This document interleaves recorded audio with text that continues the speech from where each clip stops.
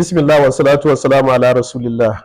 Kamar yadda na tallata muku Royal Jelly wancan karan ba shi da buƙatar sharhi. Sharhin kawai da zan yi shine a wancan lokacin kun ce min akwai babba. Akwai wadda har ma muka so mu musu da ita, to shi ilimi kogi ne. Sai daga baya ba cikin bincike na ga ɗarkeken gashi. Kun san wancan bai kai wannan ba. Wancan kwaya 100 ne, wannan kuma wajen kwaya 200. Shi dai Royal Jelly abu ne wanda supplement ne wanda baya buƙatar wani bayani ga wanda suke yin amfani da shi. Na farko idan ka ga mace bulbul to Royal Jelly ne.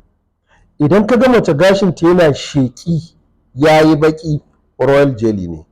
Idan ka ga mace haƙoranta fes Royal Jelly ne. Idan ka ga jikin mace kamar kulba kubul ga santsi Royal Jelly ne. Kai idan ka ga mace nonuka tunjum baya dumbum to Royal Jelly ne. Wallahi wannan abin yana amfani a jikin mace, sai dai kawai iya abin da kuka sani. Idan mace ta haihuwa da yawa ta buɗe yakan matsa mace sosai ba wai na wasa ba. Sannan kuma macen da take faman karancin ni'ima yakan ƙara wa mace ni'ima. Saboda haka idan kun jaraba, ku da kuka jaraba kun gani, ba ku da buƙatar ƙarin bayani. Ku da muku jaraba ba, ku tsaya kuna ta tara kuɗin cefanen kuna zuwa kuna adashi, kar ku ƙara gyara jiki. Sai ya je ya ɗauko 'yar bariki, abin da nake nufi da 'yar bariki 'yar gari, ta zo tana sheƙi tana kaza, a ce saboda yanzu mu an ga mun lalace mun haihuwa kaza shine yanzu ba ta mu ake ba, an je an ɗauko kaza. A'a baiwa Allah, an haihuwa ki 20 wallahi ki da jikinki. Na sha baku misali, ku ga waɗannan abokanan zaman namu 'yan kudanci, ku ga mace za ka ganta shekara 80 shekara 60 amma yanayin gyara jikinta wallahi ba irin na matan mu bane. Wallahi duk waɗannan supplement din ne, ga su dai ba su da side effect bare a ce za su jawo kansa ko za su jawo wani ciwo na daban. A'a magani ne wanda zai gyara jikinki.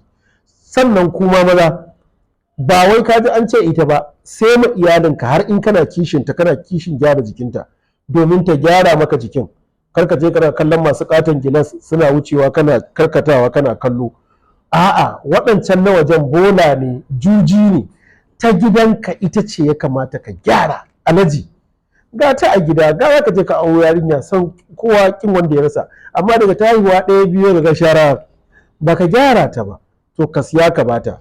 Wannan kenan abin da ya shafi supplement. Jiya na yi bayani akan ɗan Malaysia ga yana ana tawawa su ya kusan karewa. Abin da ya sa dai magana, mutanen Nijar sun yi magana, mutanen Ghana sun yi magana, to yanzu haka wannan maganin insha Allah ya sauka a Nijar. Duk wanda yake bukatan ɗan Malaysia makilin mai sa gyaran haƙori, ƙarfin haƙori, tsutsar haƙori, dattin haƙori, za ka tuntuɓe mu, za mu baka lambar wakilinmu da yake babban birnin Yamai. In a Nijar kake zai iya tura ma duk inda kake. In kuma daga nan bodan Najeriya kake za ka iya kiran mu kai tsaye mu tura maka. Waɗanda suke Ghana muna nan da shi a babban reshen mu da ke Accra. Idan Accra kake he ka tuntuɓe mu, za mu baka lamba ka je ka karɓa ka biya kuɗi. In kuma ba Accra kake ba, duk inda kake a Ghana za mu iya tura maka lamba, shi wakilin namu zai iya tura ma duk inda kake a Ghana. Wannan na yi tallashi shi ma bai da wani ƙarin bayani, sai dai mutanen Saudiya da kuka yi magana, insha Allah nan da kwana 4 ko 3 zan turo shi Saudiya. Nan ma kuma kun san inda kuke zuwa ku karɓa. Allah Ubangiji ya sa mu dace, ya warkar da marasa lafiyar mu, ya ba mu ikon gyara jikin mu.